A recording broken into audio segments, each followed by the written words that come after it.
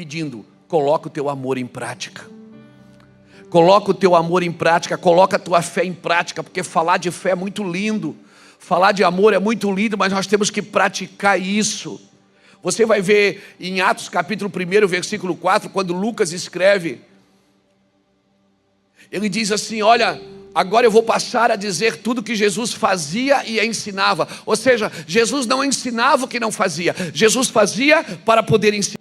A missão do Senhor não parou, ela continua. Ela continua. A missão sempre foi a obra do Espírito Santo. Deus enviou seu Filho, Jesus enviou o Espírito, e o Espírito enviou a igreja. Sempre é uma continuidade daquilo que estava no coração de Deus. E para falar disso, para falar desse amor, eu quero usar a carta de Filemão. Abra lá Filemão comigo, esse cara me desafiou. A carta de Filemão é uma carta desafiadora. Filemão não é uma carta doutrinária. Você vai ler 1 Timóteo, 2 Timóteo, Tito e Filemão.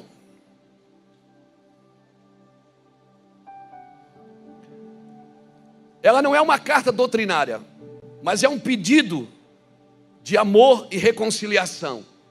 É um pedido de um homem chamado Paulo pedindo a Filemão para que ame e reconcilie. E eu quero falar sobre isso nesses dias. Deus está levantando homens e mulheres de reconciliação, irmãos, que vão reconciliar homens com Deus e homens com homens, ministérios com ministérios, pessoas com pessoas, famílias com famílias. Nos foi dado o ministério da reconciliação. Amém? Talvez Deus está nos curando para nos ensinar a amar. Não, mas eu tenho fé. Irmão, até a fé opera pelo amor, diz Gálatas capítulo 5, versículo 6. Tudo opera pelo amor, a base de tudo é amor. E Deus não tem amor, Deus é amor.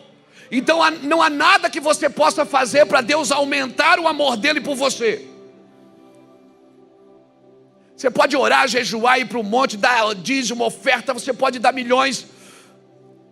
Deus não vai aumentar o amor dele por você, porque Deus não tem quantidade de amor, ele é amor, a sua natureza é amor. Se não tem nada que você pode fazer para aumentar o amor dele por você, também não tem nada que você pode fazer para diminuir o amor dele por você. Então não tem nada que você pode fazer, nem para aumentar e nem para diminuir. Agora o que Deus busca é o seu coração, porque dele procedem as saídas da vida. Ele não diz: filho meu, me dá o teu serviço, filho meu, me dá o teu dinheiro, filho meu, me dá... Não, ele diz: filho meu, me dá o teu coração, porque dele procede as saídas da vida. Provérbios 4, 23, sobre tudo que deves guardar, guarda o teu coração, porque deles procede as saídas da vida. Se o seu coração está na mão do Senhor, querido, o resto é resto. Então essa carta é desafiadora. Abre comigo Filemão então. Eu vou ler alguns textos aqui.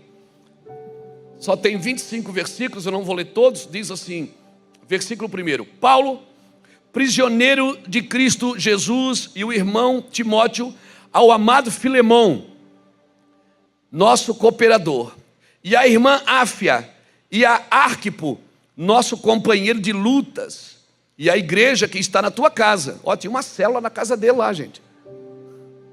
Olha isso. E a igreja que está na tua casa. Graça e paz a vós outros da parte de Deus nosso Pai e do nosso Senhor Jesus Cristo. Dou graças ao meu Deus, lembrando-me sempre de ti nas minhas orações, porque ouvi falar do amor e da fé que tens para com o Senhor Jesus e para com todos os santos. Uau! Olha que testemunho, gente. Oro para que a comunicação da tua fé seja eficaz no conhecimento de todo o bem que nos há para com Cristo. Tive grande alegria e consolação no teu amor, porque por ti, ó irmão, o coração dos santos tem sido reanimado. Pelo que, ainda que tenha em Cristo grande confiança para te mandar o que te convém, ou seja, eu tenho autoridade para mandar você fazer, Paulo está dizendo. Contudo, eu prefiro todavia solicitar em nome do amor, sendo o que sou, Paulo, o velho, e também agora prisioneiro de Cristo Jesus. Sabe o que Paulo está pedindo para Filemão? Ele está dizendo assim, ó, comunica a tua fé e o teu amor pela prática. Eu vou pedir uma coisa aqui para você, ele está dizendo, e eu tenho autoridade para te mandar fazer isso, mas eu não vou fazer, eu vou confiar no nosso amor, no amor que nós temos em Cristo Jesus, e eu vou te pedir. Uau, vamos para frente, irmão, isso aqui é muito louco, isso aqui é louco demais. Verso 10, peço-te por meu filho Onésimo, que gerei nas minhas prisões. Outrora ele te foi inútil, mas agora a ti e a mim muito útil. Mando-o de volta a ti, a ele que é o meu coração. E eu bem quisera conservá-lo comigo, para que por ti me servisse nas prisões do Evangelho. Mas nada quis fazer sem o teu consentimento, para que o teu benefício não fosse como que por força. Ou seja, não quero te forçar nada, Filemão, eu queria que você fizesse isso por amor, mais voluntário. Verso 15, bem pode ser que ele se tenha separado de ti por algum tempo, para que o revestisses para sempre, não já como escravo. Ou seja, recebe ele não mais como escravo, antes mais do que escravo, como irmão amado, particularmente de mim, e quanto mais de ti, assim na carne como no Senhor. Portanto, se me tens por companheiro, recebe-o como recebeste a mim mesmo. E se ele te fez algum dano, ou te deve alguma coisa, lança na minha conta, eu pago. Eu, Paulo, escrevo de meu próprio punho, eu o pagarei, para não te dizer que ainda de ti mesmo me deves. Paulo está dizendo o seguinte, gente, ô Filemão, fica tranquilo, estou te pedindo esse favor e fica tranquilo, eu não vou dizer para ninguém que você está me devendo a tua própria vida. E se ele te deve alguma coisa, põe na minha conta. Sim, irmão, eu gostaria de receber-te a ti no Senhor, gostaria de receber de ti no Senhor este benefício. Reanima-me o coração, escrevo-te confiando na tua obediência, sabendo que farás ainda mais do que eu estou te pedindo. Meu irmão, essa carta ela caiu assim no meu coração alguns dias atrás, debaixo de muita luta, de muita dificuldade, de muita perseguição.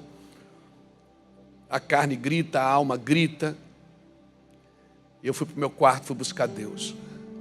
E o Senhor me deu essa palavra para mim, não foi para ninguém não, foi para mim. Deixa eu falar uma coisa para você. Para mim, eu até intitulei essa palavra lá na igreja como a carta desafiadora, porque ela está desafiando você a ir além dos seus sentimentos, a ir além da sua capacidade de perdoar. Irmãos, Filemão não é uma carta de doutrina que Paulo escreve para a igreja, ele está escrevendo para um homem, pedindo, coloca o teu amor em prática. Coloca o teu amor em prática, coloca a tua fé em prática, porque falar de fé é muito lindo, falar de amor é muito lindo, mas nós temos que praticar isso. Você vai ver em Atos capítulo 1, versículo 4, quando Lucas escreve, ele diz assim, olha, agora eu vou passar a dizer tudo que Jesus fazia e ensinava. Ou seja, Jesus não ensinava o que não fazia, Jesus fazia para poder ensinar. Ele ensinava? Não, ele fazia primeiro, ele deixava um modelo. Até hoje os seus filhos não aprendem quando você fala, eles aprendem quando você faz. Porque você pode dizer, não mexe aí, mas se ele estiver mexendo, ele vai mexer também. Porque eles ouvem o que você fala, mas eles aprendem com o que você faz. E Deus deixou esse modelo para a gente. Deus faz, Ele fez e deixou um modelo. Jesus ensinava os seus discípulos dizendo, olha, assim como eu vos amei, deveis vós também amar os vossos irmãos. Assim como eu entreguei a minha vida, deveis vós também entregar a vossa vida pelos vossos irmãos. Assim como eu nada tenho a minha vida por preciosa, vós também não deveis ter. Ou seja, ele está sempre ensinando pela prática. E essa carta é uma carta desafiadora que Paulo escreve a Filemão, dizendo: pratica a fé que nos é comum, pratica o amor que nos é comum. E se você ler aqui do capítulo, ou melhor, do versículo 1 ao versículo 7, você vai ver que qual teria sido a reação de Filemão ao receber essa carta de Paulo? Paulo se referia a Filemão como parceiro de labuta, parceiro de ministério. É como eu escrevesse uma carta para um pastor que é amigo meu, que trabalha comigo no ministério. Agora nós precisamos entender algumas coisas aqui para poder entender a profundidade dessa carta. Primeiro, Filemão vivia em Colossos, era cerca de 170 quilômetros de Éfeso, onde Paulo estava. Paulo estava em Éfeso e Filemão vivia em Colossos. Certamente Filemão foi ministrado em uma das ministrações de Paulo. Filemão, certamente Filemão se converteu ouvindo Paulo. Presume-se que ele se converteu ouvindo Paulo. Agora, uma coisa que se deve pensar: Filemão era um homem rico. Não, ele não era rico, ele era riquíssimo. Ele era um milionário de hoje. Um homem com muitas influências, um homem com muitas posses. Marido de Áfia, pai de Arquipo, e tinha uma célula na casa dele, você viu aqui. Ele reunia gente na casa. Paulo escreve e diz: a igreja que está na tua casa, manda saudações à sua esposa, manda saudações ao seu filho, e manda saudações à igreja que está na sua casa. Paulo está escrevendo para esse homem rico. E homens ricos naquela época, irmãos, eles tinham escravos. Era comum.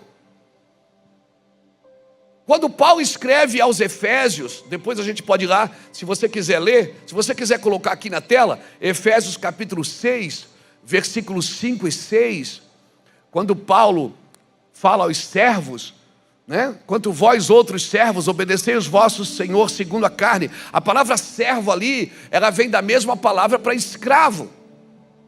A palavra servo aqui, ela significa escravo, ela vem da palavra doulos, que quer dizer escravo.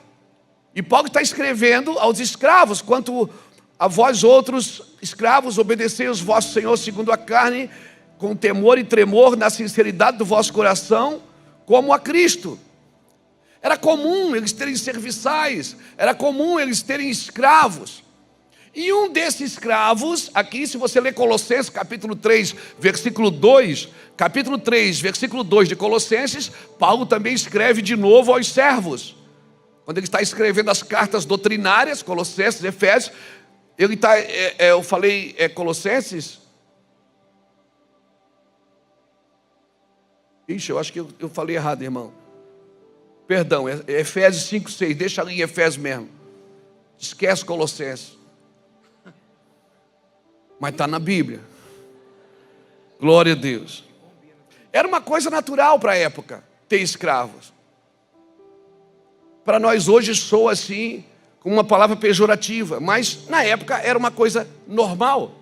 Como na época também era normal beijar a mão do pai e da mãe. Quem lembra disso? Bença pai, bença mãe. A gente não entendia nada do que eles diziam, mas a gente se sentia abençoado e ia dormir. Não era assim? Então, coisas que foram perdendo o sentido com as eras, mas ok. Isso era natural, e Filemão tinha escravos, e um dos seus escravos havia fugido. Como era o nome dele? Onésimo. Onésimo é uma palavra grega que você tem que separar, onésimo, que quer dizer útil. Esse cara, ele fugiu da casa de Filemão. Os historiadores, quando contam essa história de Filemão, afirmam que Onésimo era um escravo, era um servo de Filemão. E como qualquer fugitivo que fazia quando fugia, ele ia para onde? Ele ia para a cidade grande para se misturar no meio dos outros, para ninguém achar eles. E aí ele sai de Colossos, anda 170 quilômetros e vai para onde? Para Éfeso. Chega em Éfeso, ele conhece quem? Paulo, que era amigo de Filemão. Olha que B.O., irmão. Olha que B.O. E Paulo no meio dessa luta. E aí Paulo, Onésimo agora certamente era convertido, estava sob os cuidados de Paulo. Paulo não podia proteger Onésimo por muito tempo, estava ali preso já. E aí ele escreve a carta. Ele começa a exaltar Filemão. Diz: Filemão, você é o cara. Meu Deus, que fé que você tem, que amor. Ó, tá chegando as notícias boas de você aqui. Ele joga o cara lá em cima e depois enfia a faca. Ele diz assim: ó, você é o cara, mano. Você, tô sabendo aqui das suas práticas de amor aí, que você ama Deus, dá bom testemunho, ama os santos. E agora eu tenho um pedido para fazer para você, amigão. Eu podia mandar você fazer isso, mas eu queria te pedir, porque eu confio no teu amor, na tua generosidade, e eu acredito que você, amém? Você foi curado para amar. Eu acredito, Filemão, que quando Jesus te salvou para amar. E aí vem a facada. Tem um rapaz aqui que é um filho para mim. E é uma desgraça para ti. Para mim é um filho, para você é uma luta. E eu queria te devolver ele. Agora imagina, irmão. Imagina. O escravo, quando ele era recuperado, ele era açoitado, ele era punido severamente. E agora Paulo está pedindo para Filemão não receber Onésimo como escravo, mas receber como um filho. Botar ele na mesa. O que isso estava dando vazão para outros escravos fugirem também? O que os outros senhores iam pensar? Os senhores de fazendas iam pensar o quê? Espera aí, esse Filemão ficou doido. O escravo foge, de vez de ele punir, ele recompensa. A minha pergunta para você é: como eu vou recompensar aquele que merece ser punido? Abriu a caixa preta. Como recompensar aquele que merece ser punido? Sem o amor de Deus você não consegue, querido. Sem o amor de Deus você vai estar diante de escolhas todos os dias. E o diabo vai dizer: pune, e Deus vai dizer: recompense-o. O diabo vai dizer: estende a mão, pega o chicote, e Deus vai dizer: estende a mão e abençoa. Estende a mão, dá uma oferta, estende a mão, seja generoso. Mostra para ele quem eu sou. Mostra para ele quem eu sou. Viver no evangelho, querido, é muito mais do que pregar palavras bonitas. Viver no evangelho implica em você não ter mais reputação para defender. Viver no evangelho implica que você não tem mais direito de escolha, porque Jesus já escolheu por você. Jesus já escolheu, Ele já fez uma escolha na cruz, e você não tem mais direito de escolha. Ou você obedece e faz o que o evangelho indica e aponta,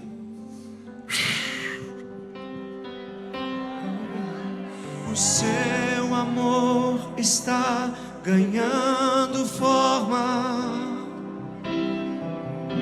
O seu amor está ganhando forma. Levante sua mão assim. O seu amor está ganhando forma em mim. O seu amor. O seu amor está ganhando forma. Sim.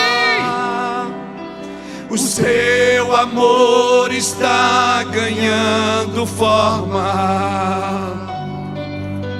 O seu amor está ganhando forma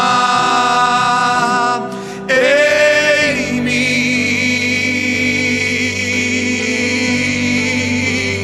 E eu vou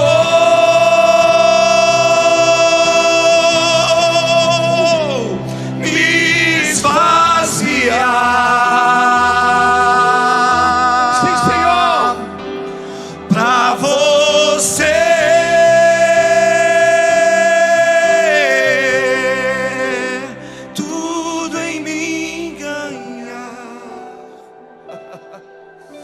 te amo, Jesus. Eu te amo, Jesus.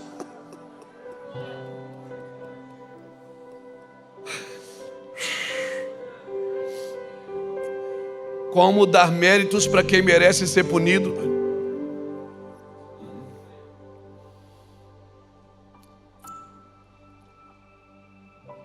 Como honrar quem merece ser punido?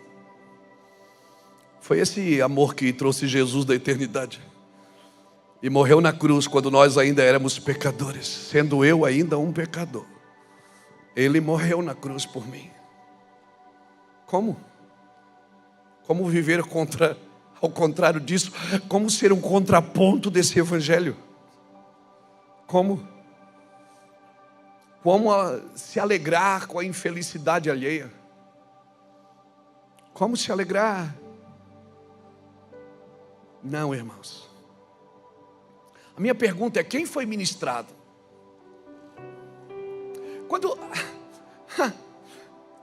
Quando Deus manda Pedro na casa de Cornélio e no caminho mostra um lençol para ele cheio de animais imundos e diz: mata e come. Pedro diz: está amarrado, o sangue de Jesus tem poder. Minha religião não permite essas coisas. Jesus diz: quem mandou você chamar de imundo aquilo que eu santifico? Quem foi mais ministrado na casa de Cornélio? Foi Cornélio ou foi Pedro? Na presença de Deus ganha quem dá e ganha quem recebe, meu irmão. Na presença de Deus todo mundo é ministrado. Quem está dando benefício e quem está recebendo benefício. Quem foi mais ministrado, Ananias ou Paulo? Deus diz assim: Ananias, vai na rua chamada direita, na casa de um homem chamado Simão Curtidor. Lá tem um homem chamado Saulo de Tarso, ele está cego, vai lá e ora por ele, está esperando você. Ananias começa a pregar para Jesus. Ananias diz: não, senhor, está amarrado. Senta aí que eu vou te explicar quem é esse homem, o senhor não conhece. Quantas vezes você já tentou provar para Jesus que aquela pessoa não presta? Quantas vezes você já tentou provar para Jesus que aquele cara não merece o favor? Que aquela mulher não merece o favor, não merece o perdão? Irmão, quem não aprendeu a perdoar não sabe, não dá continuidade ao seu chamado. Porque tem lugares que só o perdão vai te levar a mais nada. Quem foi mais ministrado, Ananias ou Paulo? Foi Ananias, irmão. Ele foi lá levar. Quem é que foi mais ministrado? Simão ou a mulher que entrou com um vaso de alabastro cheio de nardo puro e despejou sobre Jesus? Simão foi ministrado. Não subestime o evangelho, meu irmão. Ele é o poder de Deus para a salvação. Oh, o evangelho é o poder de Deus. Jesus quer salvar até quem você não gosta. Essa pessoa que você lembrou dela agora, Jesus quer salvar ela.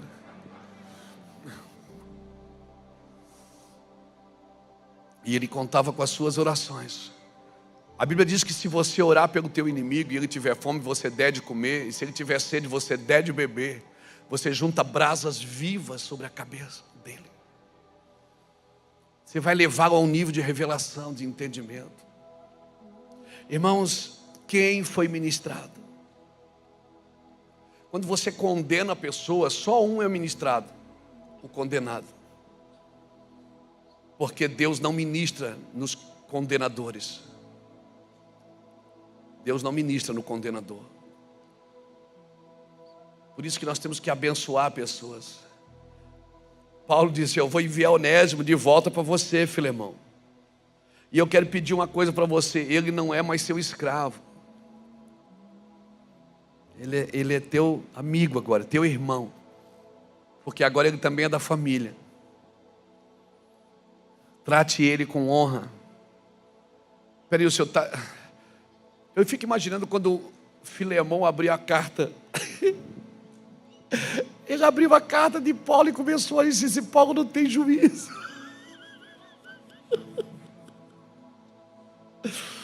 Ele está pedindo para mim abençoar esse cara inútil. E Paulo disse: ele já te foi inútil. Mas agora ele é muito útil, vai ser muito útil para nós dois. Ele pediu que aceitasse um fugitivo de volta sem punição e ainda sugeriu: põe ele em liberdade. Solta ele. Põe ele em liberdade. Faz o que eu fiz com você. Pode ficar tranquilo. Ele disse: pode ficar tranquilo, eu não vou falar para ninguém que você me deve a tua vida.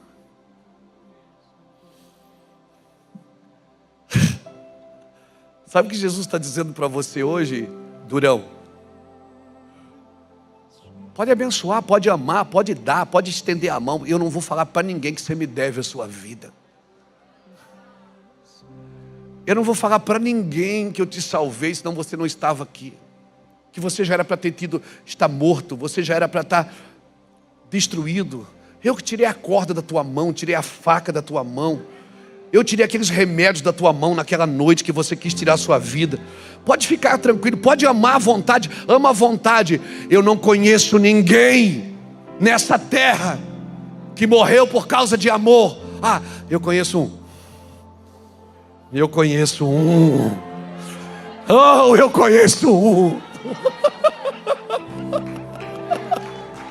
Ele deixou o esplendor de sua glória, sabendo o destino aqui. Oh, aleluia! Estava só e ferido no Gólgota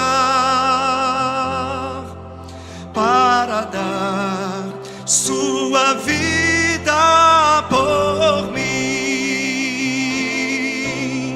Se isto não for amor, o oceano secou, não há estrelas no céu, as andorinhas não voam mais, se isto não for amor, o céu não é real, tudo perde o valor,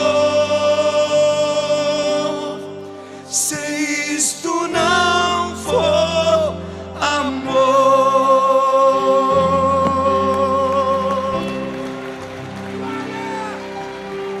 Glória a Deus! Aleluia! Esse é o amor da cruz. E foi esse amor que me curou para amar, para dar continuidade. Por isso que a obra está consumada. Ela é perfeita, mas para ela ser completa, a igreja precisa anunciar esse amor. As pessoas precisam conhecer esse amor. E elas só vão conhecer se houver quem pregue.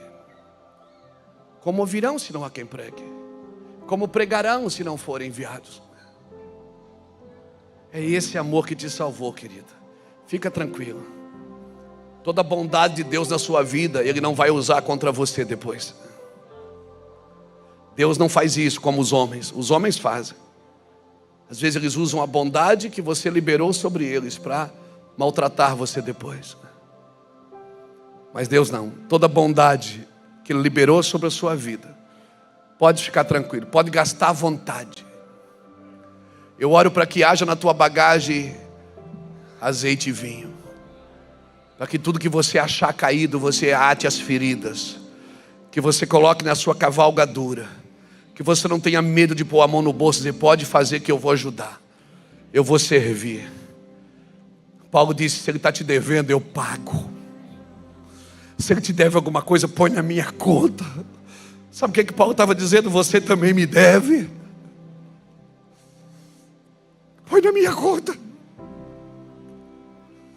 está te devendo, põe na minha conta. Ele te deve o quê? Honra? Te deve o quê? Reconhecimento? Te deve o quê? Põe na minha conta. E fica tranquilo que eu não vou usar isso contra você depois. Com Jesus você pode se esbanjar, meu irmão. Você pode se jogar na mesa, se jogar no sacrifício. Você pode se apresentar para morrer. Você pode ter uma consciência de mártir. A igreja precisa perder a consciência da promoção e a consciência da posição e agregar a ela uma consciência de mártir. E eu estou disposto a morrer por isso. Porque bênção Ele dá para os vivos. Só a unção Ele dá para os mortos. Só a sua glória Ele dá para os mortos. Por isso Deus está permitindo que a gente morra para nós nesses dias. Como recompensar aquele que merece ser punido. Como tratar com mérito o que merece punição. Como dar ao escravo fugitivo liberdade. Mas foi isso que Paulo propôs a Filemão. Quem achou que o evangelho era simples, não é simples, irmãos. A mensagem do evangelho não é a simples mensagem de como uma pessoa é salva, mas é sobre o senhorio de Cristo, sobre tudo e sobre todos. Recompensar o que merece ser punido. Eu vou repetir essa fala muitas vezes para você não esquecer isso. Porque Deus vai colocar muitas pessoas na sua frente que merecem ser punido, para você recompensar.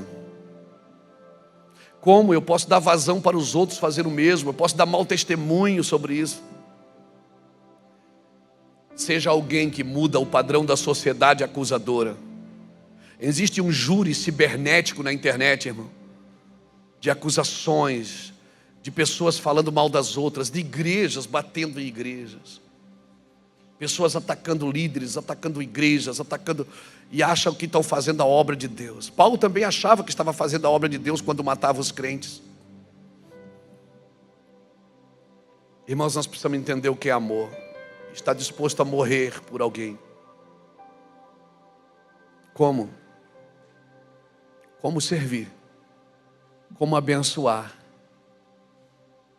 quem merece ser punido? Me diga você. Sabe com quem eu aprendi a fazer isso? Com Jesus. Com Jesus. Irmão, se você tiver que apanhar, se você tiver que sofrer, sofra por amor. Não por indiferença. Se você tiver que ser perseguido, se você tiver que sofrer a pena, sofra por amor. Porque grande será o teu galardão. Grande será o vosso galardão. Seja alguém que vai mudar o padrão de uma sociedade acostumada a punir o errado, a punir o fugitivo, a punir o escravo. Viva hoje no padrão, uma sociedade, irmãos, que prega o evangelho com pedras nas mãos.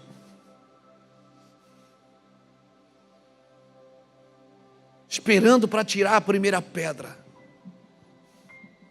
Oh Deus. Que prazer que nós temos. Que prazer que nós temos quando alguém se perde no caminho. Quando alguém que tinha tudo para dar certo, deu errado. Eu não sei quanto a você, eu fico muito triste. Esse é o meu padrão de viver. E para mim, como eu disse para você, não seria nada difícil pregar nessa conferência. Porque esse é o meu padrão de vida. Não é falácias. Eu não estou na internet para vender meus produtos. Eu estou para pregar o evangelho como eu acredito que a Bíblia diz. E se isso vai custar as nossas vidas, irmãos. No meio da pandemia, as pessoas precisam ouvir sobre o amor de Deus. Jesus olha para um cara que estava fugindo dos midianitas, escondendo trigo no lagar, e chama ele de corajoso. Jesus diz: o Senhor é contigo, homem valente. Nem ele acredita, ele diz: quem, eu? O Senhor diz: é. O Senhor olhou para um gago e disse: eu vou te levar para Faraó. Você vai dizer para Faraó. Ele disse que eu sou duro de boca. O Senhor disse: mas eu vou contigo. Eu vou contigo, cara. Jesus foi atrás de um cara que mentiu, que enganou, que disse que não o conhecia e disse: você me ama, cuida das minhas ovelhas. Jesus chamou um ladrão de amigo. Ele disse: amigo, faz o que tu tens para fazer, seu traidor desgraçado. Se fosse eu, falava assim, mas ele disse: faz o que você tem para fazer, amigo.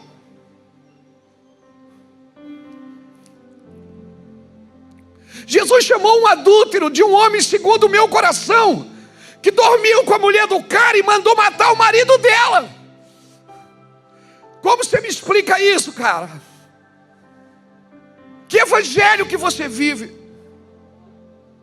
Que evangelho que nós vivemos, irmãos? Que a igreja não tem lugar para quem precisa ser curado. Não. Se nós formos realmente curados, nós precisamos dar continuidade. Continuidade ao amor da cruz, ao amor da criação. Nós fomos chamados para dar continuidade. Nós somos bons em causar impacto. Irmãos, a gente faz um evento, junta 10 mil pessoas. Eu faço uma live sentado na minha casa com uma caneca de café na mão. Tem 10, 15, 20 mil pessoas me assistindo. Então eu causo impacto. Mas Deus não me chamou só para causar impacto. Ele me chamou para causar continuidade, até que Ele volte, transferir o seu amor, transferir a sua benevolência, transferir a sua misericórdia. Pastor, mas essa mulher, esse homem não merece o meu amor. Tem gente que não merece, mas precisa dele. Precisa. Só o amor pode fazer isso. Filemão, se você é meu parceiro mesmo, ele disse, faz isso que eu estou te pedindo. Vamos colocar em prática, Filemão, o que nós aprendemos com Jesus na cruz. Vamos comunicar melhor a nossa fé e o nosso amor. É isso que ele está dizendo nessa carta. Paulo conhecia Filemão o suficiente para pedir para ele, no tom certo, amor e compaixão de Filemão. Ele estava dizendo, ele diz, eu sou como um velho. Ele até apela. Ele diz, eu estou como um velho na prisão. Irmão, Paulo aqui não estava velho, ele tinha 50 e poucos anos. Que se bem que a faixa etária de vida daquela época era menor. Mas Paulo apela até para o respeito. Ele está dizendo assim, eu sou um velho preso, Filemão. Ou seja, me respeita, menino. Eu sou mais velho que você, me respeita. É isso que ele está dizendo. É exatamente isso que ele está dizendo. Paulo estava dizendo, olha para isso com devido respeito. Paulo apelou para a aliança, apelou para o afeto, apelou para o respeito. Chamou Onésimo de filho, disse-lhe, recebe ele aí como um filho. Isso para mim é um exemplo prático da vida de reconciliação. É um senhor chamar o seu escravo, apresentar para os outros, irmãos, estamos recebendo esse irmão aqui. Ele não é mais escravo aqui, agora ele é um filho da casa. Uau! Como nós vamos nos comportar diante de tamanho amor?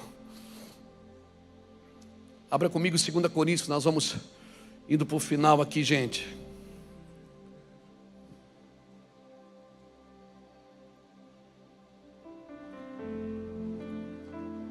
2 Coríntios capítulo 5.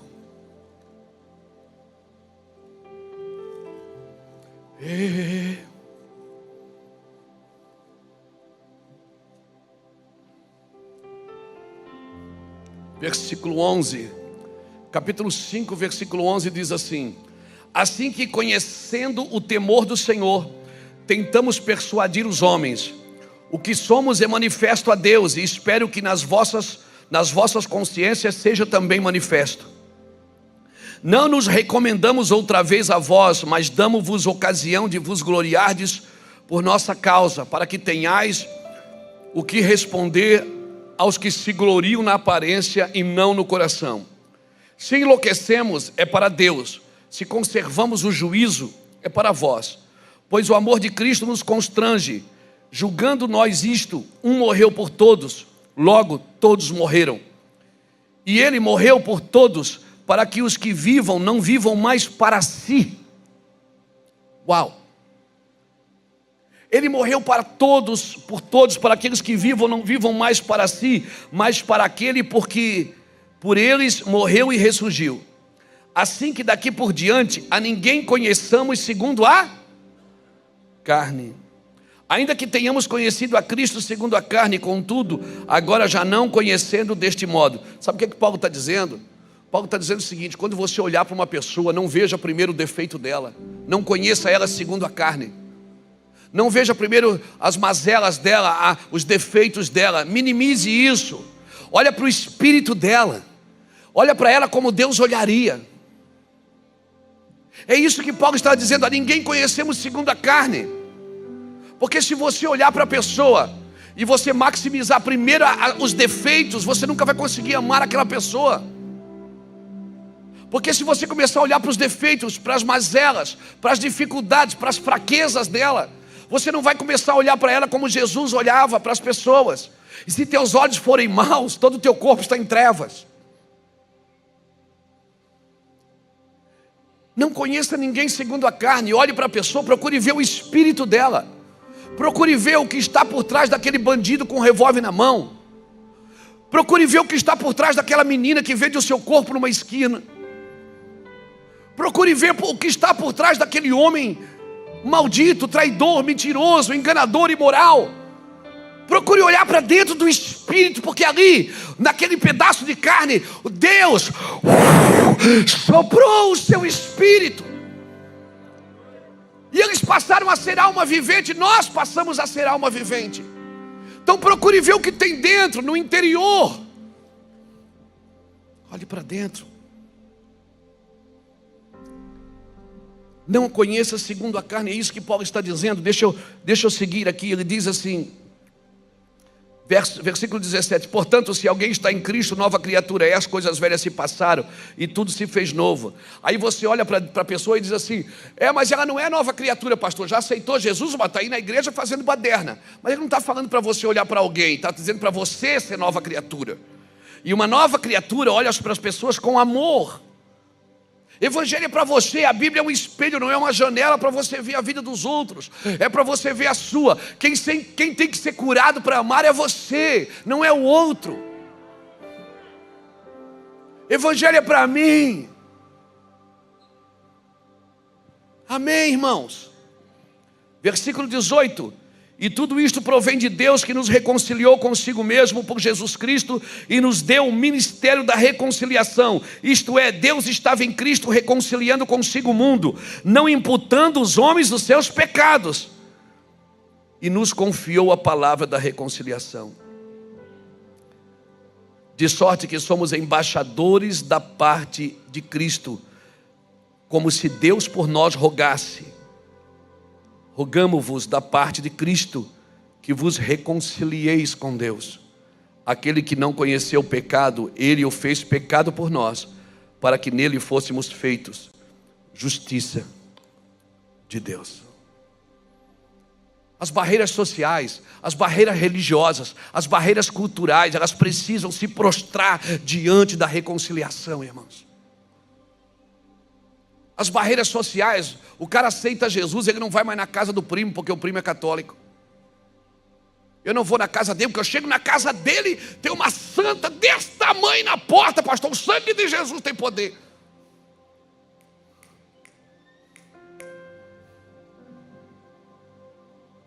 Ministério da Reconciliação, irmãos.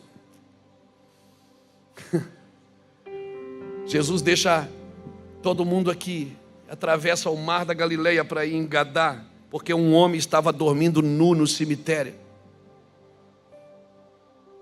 Jesus parava um culto com uma multidão para salvar um que estava perdido. Tirou Filipe de Samaria, pregando para uma multidão em Atos 8, 26, para levar para correr no deserto, do lado de uma carroça de um eunuco que estava indo para casa, sem entender o que estava acontecendo e o que estava lendo. Ah, como Deus gera entendimento em nossos corações. Jesus fez isso, irmãos, e é isso que o Senhor está pedindo para nós. Amém? É isso que o Senhor está pedindo para nós.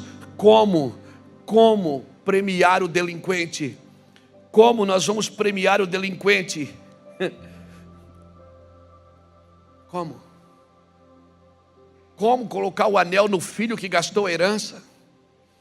Como mandar fazer uma festa para ele quando ele merece uma surra?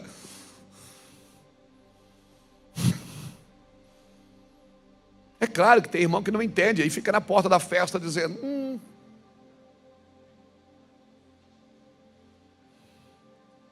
Você nunca vai entender o coração de Deus se a gente realmente não viver o ministério da reconciliação. Eu quero ser curado para amar. E todos os dias eu vou estar diante de escolhas perigosas. Vou te falar uma coisa. Jesus nunca constrangeu ninguém com a sua santidade. Ele constrangia com o seu amor.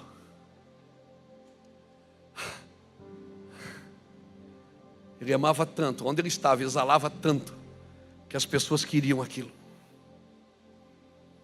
Jesus a sua santidade nunca puniu ninguém. A sua santidade, ela nunca rejeitou ninguém. Jesus nunca causou com a sua santidade nenhum tipo de desconforto nas pessoas. Ele causava com o seu amor. Ele amava tanto que era impossível não estar ali junto com ele. Uma multidão cega, ele olha para cima, tem um homem numa árvore, ele diz: Ei, desce daí, eu vou para sua casa. Todo mundo ficou: para casa desse aí? Era o único homem que não podia entrar na casa, era esse aí. E as pessoas ficaram na porta e Jesus lá dentro, e elas diziam: se ele fosse profeta, ele saberia quem é esse homem. E Jesus não fala nada.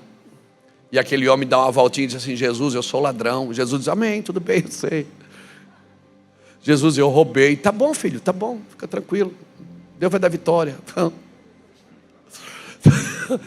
E aquele homem veio a noite inteira no jantar, não sei se era de noite, de dia, mas ele vem no jantar e diz: Senhor, eu quero devolver 4 vezes mais. O Senhor diz: tá bom, filho. Depois, aí ele ia comer um negocinho e voltar: Senhor, mas assim, eu queria repartir todos os meus bens com os pobres.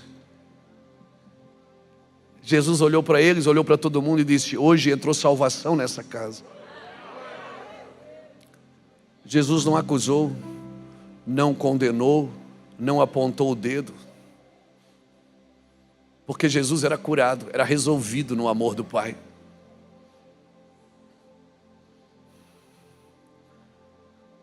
Só alguém que está curado, irmão, pode amar. Que não se ofende mais. E uma pessoa que não se ofende é uma semente para a unidade. É uma semente para a continuidade. Pastor, mas eu já fui tão traído, vai ser mais.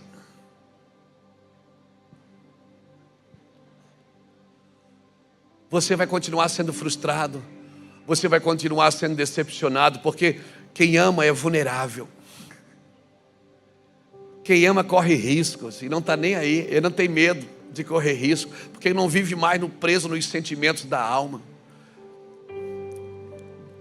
Ele vive no Espírito. O Espírito não sente, o Espírito sabe. Ele sabe o que tem que fazer, ele tem que obedecer. E se é esse sentimento que o meu Senhor quer que eu tenha, eu vou procurar viver, embora isso me machuque. Isso muitas vezes me causa: não, ninguém tem sangue de barata. Mas ainda somos crentes meia boca, irmão. Nós precisamos ser curados para amar. Amém? Nós precisamos ser curados para amar. Só alguém curado vai batizar essa geração com amor.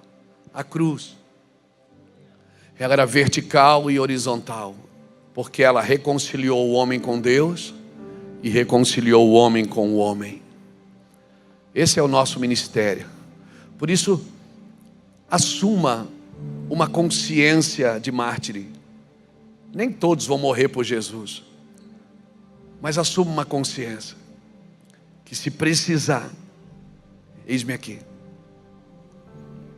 Você recebe essa palavra, meu irmão? Você recebe essa palavra? Essa palavra falou muito comigo. Ela me curou há um mês atrás, 2 talvez. Ela curou a minha casa quando o Senhor me falou sobre Filemão e Onésimo. O Senhor disse: Luiz, eu não te chamei para ser feliz, eu te chamei para amar. E se amar não te faz feliz, uau. Ele disse: você quer carregar a minha presença? Eu digo: quero. Ele disse: então carregue pessoas, porque a minha presença está nas pessoas, está dentro delas. Eu não habito em casa feita por mão de homens. Quando eu reúno meus filhos para me celebrarem, eu habito em pessoas. Você quer ser sábio, Luiz? Quero. Sabedoria não tem a ver com o seu QI. Sabedoria é uma pessoa habitando em você e agindo através de você. Ele morreu a tua morte para você viver a sua vida. Você está disposto? Fica de pé comigo, querido. O meu foco é a cruz. O meu foco não é a multidão. Se você for para a cruz, você consegue tocar a multidão. Se você parar na multidão, você nunca chegará na cruz. O Senhor está nos ensinando a viver. Peça para Deus. Peça assim: Senhor, me dá experiências com o teu amor. Amém? Não adianta você ser ortodoxo, você precisa ser ortoprático. Tem que ser prático, tem que agir em amor. Pessoa que não vive o perdão, ela nunca chegará onde Deus deseja.